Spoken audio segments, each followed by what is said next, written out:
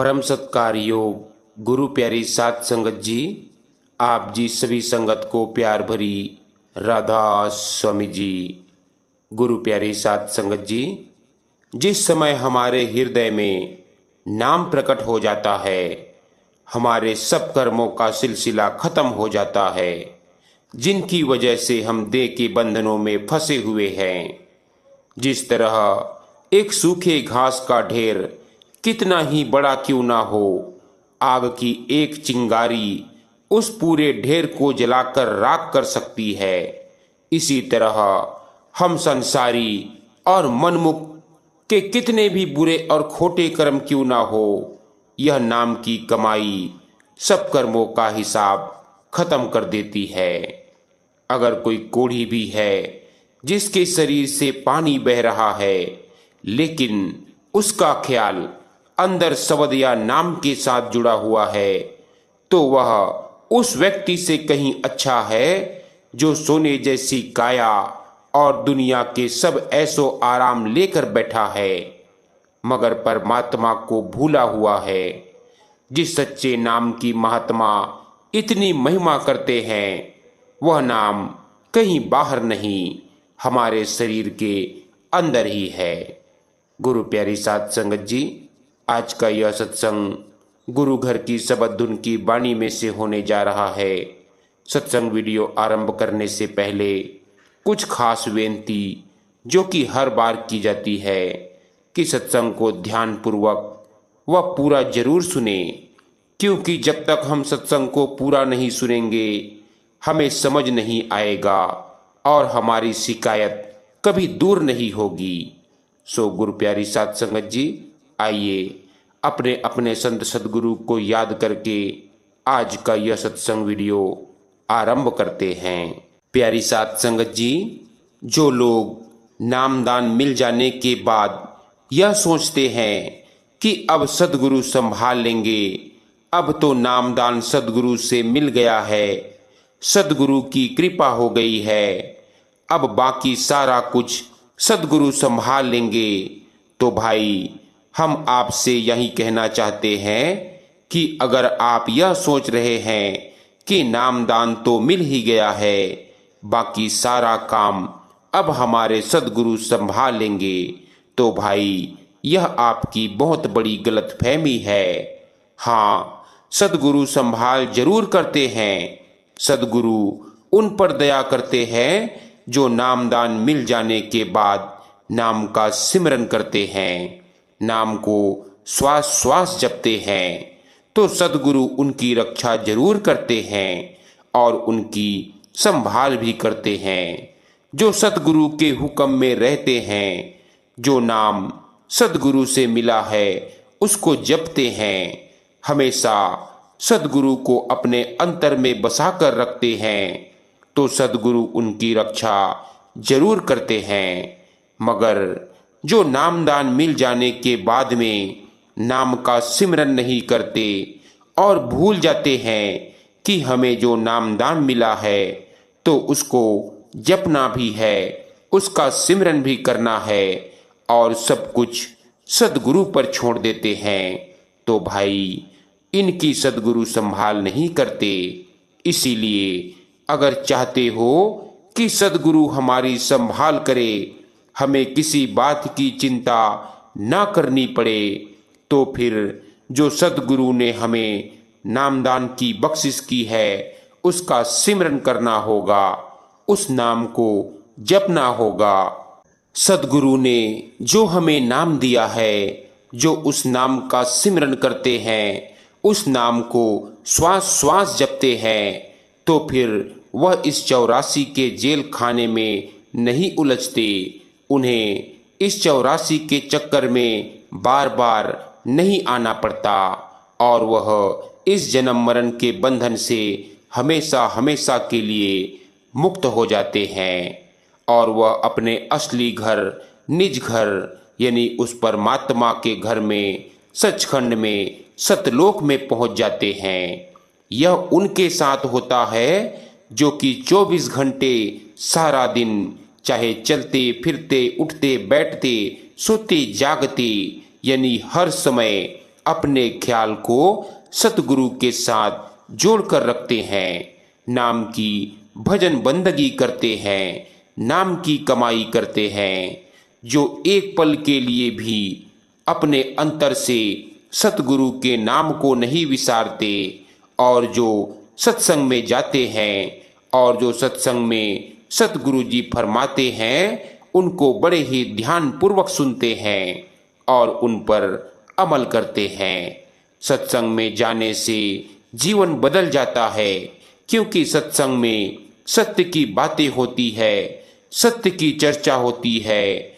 और अगर नामदान मिल जाने के बाद भी और सत्संग सुनने के बाद भी अगर हमारे अंदर कोई परिवर्तन, कोई चेंज नहीं आता है, हम यही सोचते रहते हैं कि सद्गुरु है, और अगर हमारे अंदर कोई बदलाव नहीं आता तो फिर हमें इस पर विचार करने की जरूरत है। हमें विचार करना चाहिए कि आखिर गलती हो कहाँ पर रही है, हम गलती कहाँ पर कर रहे हैं। तो भाई, गलती यह है कि हमें नामदान तो मिल गया है, मगर हम इस नाम को पूरी तवज्जो नहीं देते।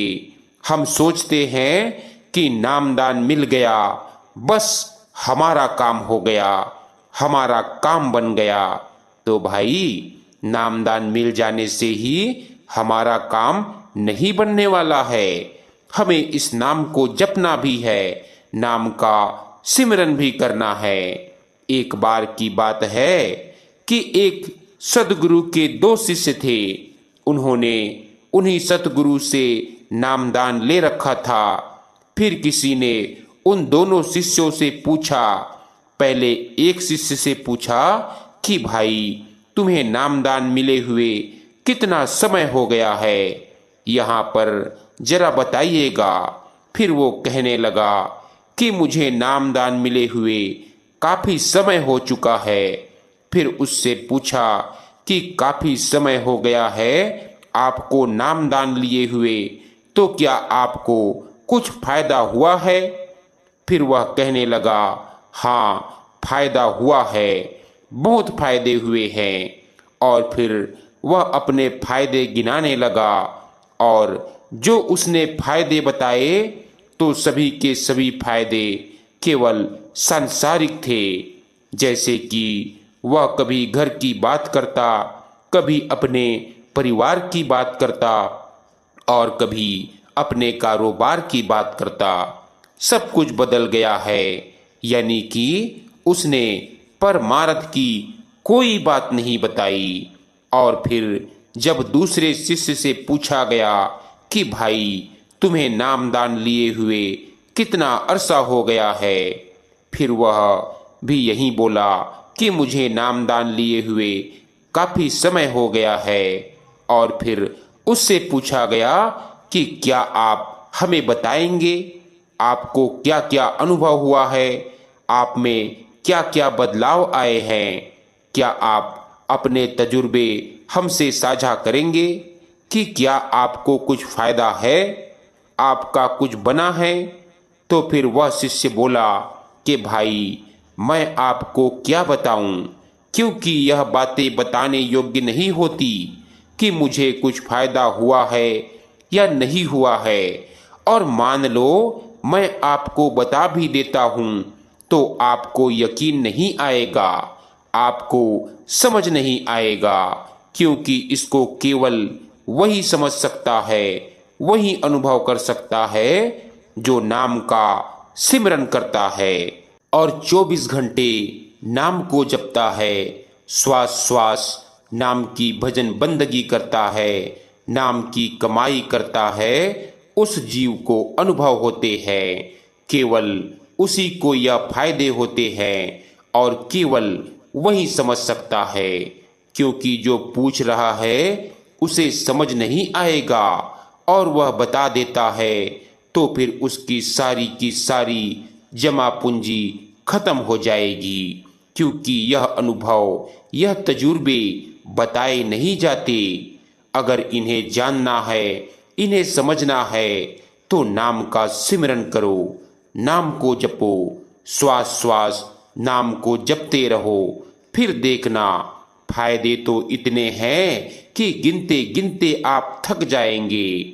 इसीलिए भाई, अगर आप चाहते हो कि हमें वह अनुभव हो, हमारा काम बन जाए, तो फिर जो नाम मिला है उसको सिमरन करना होगा।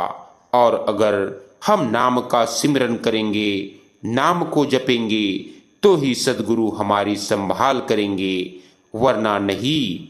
अब देखो कि जिस व्यक्ति ने नाम दान लेकर छोड़ दिया है और कभी नाम का सिमरन किया ही नहीं है, कभी सतगुरु को याद ही नहीं किया, और वह यह सोचता है कि सतगुरु हमें मुश्किल की घड़ी में संभाल लेंगे, हमारी रक्षा करेंगे, वो यह उम्मीद रख कर बैठा है कि अगर उन पर कोई आपदा आ जाए, कोई मुश्किल आ जाएगी, और जब मृत्यु का समय, अंत समय आ जाएगा, तो फिर उस वक़्त नाम का सिमरन करने में लग जाए, तो भाई उनकी सद्गुरु रक्षा नहीं करते, उनकी संभाल नहीं करते। क्योंकि सबसे पहली बात तो यह है कि उस समय तो भजन सिमरन किया ही नहीं जाएगा। क्योंकि भाई, जिन लोगों ने सारी जिंदगी नाम का सिमरन किया हो, जो लोग जिस दिन से नामदान मिल गया था उसी दिन से सतगुरु के हुक्म में रहे हैं और पूरी ईमानदारी के साथ नाम का सिमरन भजन करते आ रहे हैं, जिन्होंने भजन सिमरन में कभी नागा नहीं डाला और अपनी सूरत को नाम के साथ जोड़ कर रखा है, जो सारी जिंदगी भजन करते रहे हैं, सद्गुरु के साथ अपने चित्त को जोड़ कर रखते हैं, तो फिर अंत समय, अंत वेले में सद्गुरु उनके हृदय में नाम को चलाता रहता है। वही केवल अंत समय नाम के साथ जुड़े रहते हैं, क्योंकि उनका अभ्यास बना हुआ है। उन्होंने सारी जिंदगी उस परमात्मा की भक्ति की है, नाम की कमाई की है।